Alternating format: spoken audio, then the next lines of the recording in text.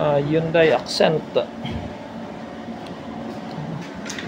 Transmission rebuild po tayo, CVT transmission.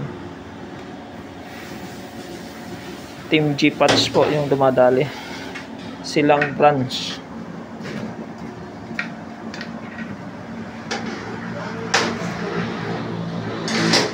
Ayan na disassemble na natin lahat na ng pyesa ng Hyundai Accent CVT transmission. So dito sa drive fully, okay naman tayo rito. So itong mga friction nya ay mga palitin. So dahil yan sa haba na rin ng service nya. So ito ditong molded na to, tigas na siya, pwede na siyang palitan.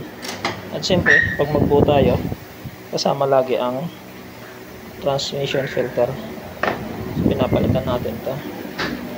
Hopefully itong mga electronics na to, yan, may mga shift solenoid yan na nakalubog sa ETF. So hopefully working yan, dahil wala naman tayong nakikitang indikasyon, pero i-calibrate pa natin yan. So kailangan may calibrate pa natin yan. Ayan.